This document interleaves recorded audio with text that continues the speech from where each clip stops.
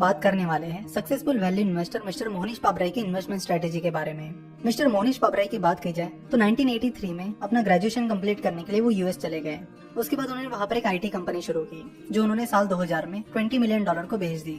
एक बार वो ऐसे ही the making of an American capitalist ये मिस्टर वॉरेन बफेट की बायोग्राफी पढ़ रहे थे, जिसे पढ़ने के बाद वो मिस्टर बफेट से काफी इंप्रेस हुए।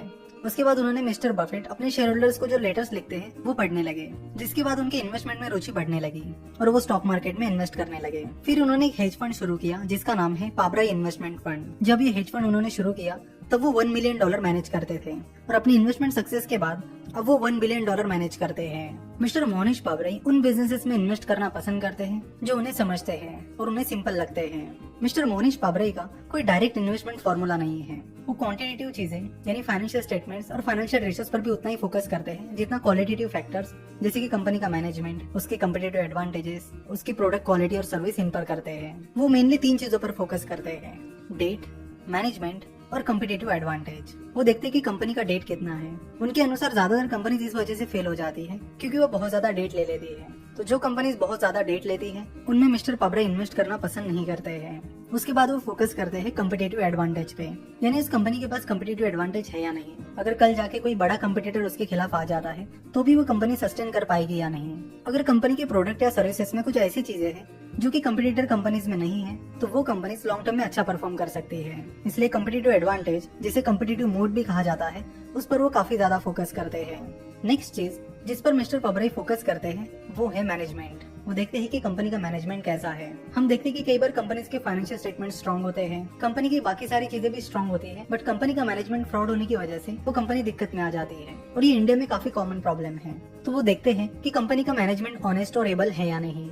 वैसे वो इन्वेस्ट करते वक्त एक चेकलिस्ट यूज करते हैं। उस चेकलिस्ट में कुछ सवाल होते हैं जो अपने आप से पूछते हैं और उसके बाद अपनी इन्वेस्टमेंट डिसीजन लेते हैं। चलो तो देखते हैं कि उस चेकलिस्ट में वो कौन से इंपॉर्टेंट क्वेश्चंस हैं जो मिस्टर मोहनीश पाबराई अपने आप से पूछते हैं और जिसके बेसिस पर अपने इन्वेस्टमेंट डिसीजन लेते हैं। मिस्टर मोहनीश पाबराई का इन्वेस्टमेंट रिकॉर्ड काफी अच्छा है, इसलिए ये देखना भी बड़ा इंटरेस्टिंग है कि उनके चेकलिस्ट में कौन कौन से क्वेश्चंस हैं। So let's see.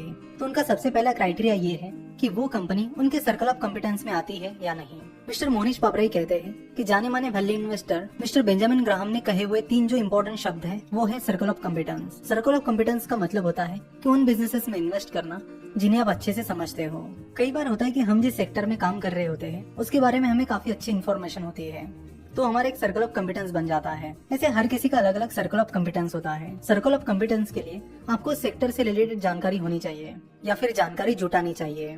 दूसरा सवाल जो अपने आप से पूछते हैं वो ये है कि उस बिजनेस के पास स्ट्रॉन्ग कॉम्पिटिटिव एडवांटेज है या नहीं। उनका नेक्स्ट सवाल ये होता है कि क्या मुझे इस बिजनेस की इंट्रिंसिक वैल्यू अच्छे से पता है और इस बिजनेस की इंट्रिंसिक वैल्यू आने वाले टाइम में किस तरह बढ़ने वाली है। मिस्टर मोहनीश पाबराई कंपनी के इंट्रिंसिक वैल्यू डीसीएफ मेथड से निकालते हैं, यानी डिस्काउंटेड कैश फ्लो मेथड से निकालते हैं। डीसीएफ मेथड एक वैल्यू इन्वेस्टिंग का ही पार्ट होता है जिसे हम वैल्यू इन्वेस्टिंग के कोर्स में कवर कर चुके हैं। इंट्रिंसिक वैल्यू इन्वेस्टिंग का एक बहुत इंपॉर्टेंट पार्ट है और जैसे कि हमने देखा कि मिस्टर मोहनीश पाबराई एक वैल्यू इन्वेस्टर है, तो इंट्रिंसिक वैल्यू पर वो ऑब्वियसली बहुत ज्यादा फोकस करते हैं। इंट्रिंसिक वैल्यू के बाद वो पूछते हैं कि क्या इस कंपनी की शेयर प्राइस इंट्रिंसिक वैल्यू से डिस्काउंट पर अवेलेबल है, यानी अगर इंट्रिंसिक वैल्यू 100 रुपए है तो क्या शेयर की प्राइस 100 रुपए से कम वैल्यू पर अवेलेबल है। इसे ही मार्जिन ऑफ सेफ्टी कहते हैं। तो मार्जिन ऑफ सेफ्टी पर भी वो काफी फोकस करते हैं। तो जब किसी कंपनी की शेयर प्राइस उसके इंट्रिंसिक वैल्यू से कम प्राइस पर यानी डिस्काउंट पर अवेलेबल होती है तब वो उस कंपनी को खरीदना पसंद करते हैं। उनका नेक्स्ट सवाल ये होता है कि क्या मैं अपनी नेटवर्क का ज्यादा से ज्यादा हिस्सा इस कंपनी में इन्वेस्ट कर सकता हूँ।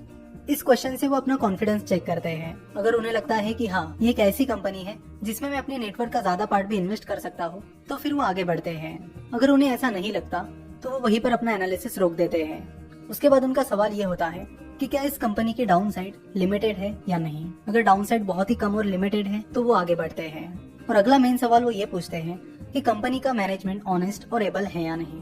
अगर कंपनी का मैनेजमेंट ऑनेस्ट और एबल है तो वो एवरेज कंपनी को भी अच्छी कंपनी बना सकते हैं। वही अगर कंपनी का मैनेजमेंट अच्छा नहीं है तो एक अच्छी कंपनी को भी एवरेज कंपनी बना सकते हैं। इसलिए एबल और ऑनेस्ट मैनेजमेंट पर वो फोकस करते हैं। तो ये वो 7 इंपॉर्टेंट सवाल है जो मिस्टर मोहनीश पाबराई अपने आप से पूछते हैं। इसके अलावा और भी कुछ सवाल हैं जिन पर वो फोकस करते हैं। सो अगर आपको मिस्टर मोहनीश पाबराई की इन्वेस्टमेंट स्ट्रेटेजी फॉलो करनी है तो ये 7 सवाल आप भी अपने आप से पूछ लीजिए और साथ ही आप डेट, मैनेजमेंट और कम्पिटिटिव एडवांटेज पर बहुत ज्यादा फोकस कीजिए। तो आशा करता हूँ कि आपको मिस्टर मोहनीश पाबराई की इन्वेस्टमेंट स्ट्रेटेजी समझ में आई होगी। नेक्स्ट पार्ट में हम ऐसे ही सक्सेसफुल इन्वेस्टर की स्ट्रेटेजी के बारे में बात करेंगे।